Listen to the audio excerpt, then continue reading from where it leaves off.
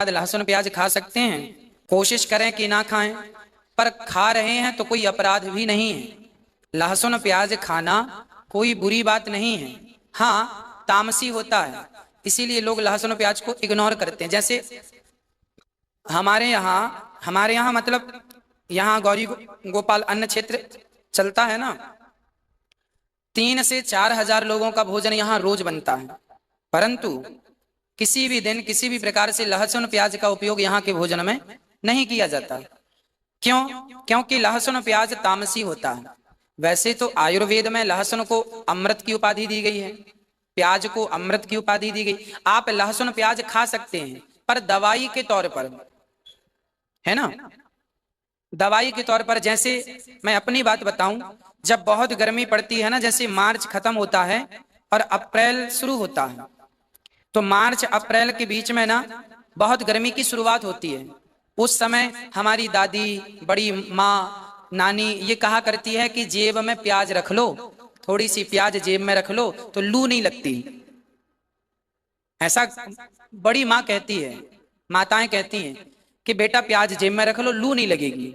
मतलब प्याज की तासीर इतनी ठंडी होती है कि आप गर्मी में, जैसे मजदूर वर्ग है, मजदूर वर्ग को तो प्याज खाना ही चाहिए, क्योंकि उन्हें दिन में काम करना पड़ता है धूप में। तो जो व्यक्ति धूप में काम कर रहा है वो प्याज खाए, पर स्वाद के तौर पर ना खाए, इस भाव से खाए कि मैं दवाई के तौर पे खा रहा हूं, ताकि लू की दवाई है ये लू की दवाई है।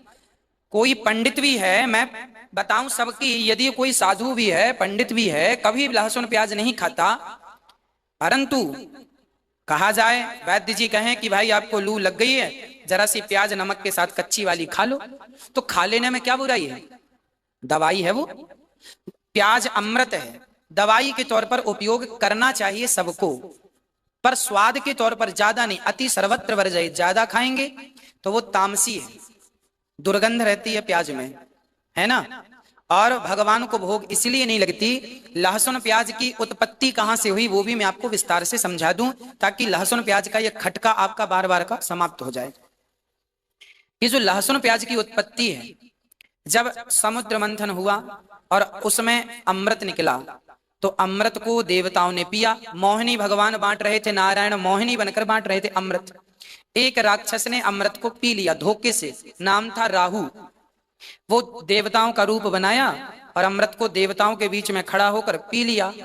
अब जब भगवान को पता चला कि इसने अमृत पिया, तो तुरंत उसने अमृत पिया था कि कुछ बूंद अंदर गई, कुछ 2 बूंद उसके मुंह पे थी, और भगवान ने सुदर्शन से उसका सिर काट दिया। तो उसके गले से होती हुई वो बूंद जो पेट में जाने वाली थी, चूंकि गला कट जाने से पेट में इतनी स्पीड से भगवान ने सिर काट दिया कि पेट में ना जाकर वो अमृत की 2 बूंद जमीन पर गिर गई। अमृत की बूंद जमीन पर गिरने से 1 बूंद लहसुन हो गई, 1 बूंद से प्याज हो गई। एक्चुअली आयुर्वेद में इन्हें अमृत कहा गया है, दोनों को, लहसुन और प्याज को। परंतु चूंकि एक राक्षस के गले से गुजरी है तो ये जूठी है, इसीलिए ये भगवान को भोग नहीं लगती, क्योंकि एक राक्षस के गले की जूठन है। अमृत भले अमृत है वो, पर है तो राक्षस का जूठन, इसीलिए वो भगवान को भोग नहीं लगती। हाँ, पर अमृत है तो आप और हम दवाई के तौर पर ग्रहण कर सकते हैं, बुराई बिल्कुल नहीं है। आप तुलसी की माला पहने हैं तो भी लहसुन प्याज दवाई के तौर पर ग्रहण, बहुत सर्दी लग रही है तो आप एक काम करिए, जरा सा लहसुन भूंजिए आग में और भूंज करके बच्चों को खिला दीजिए। आप भी जरा लहसुन की 4-6 कली भूंज करके खा लीजिए। सर्दियों में शरीर गर्म रहता है, उससे सर्दी नहीं लगती, जल्दी बीमार नहीं पड़ता आदमी। बच्चों को तो लहसुन सरसों के तेल में भूंज करके और देते हैं, है ना। सर्दियों में तो बच्चों को लहसुन की माला बना के मम्मी पहना देती है।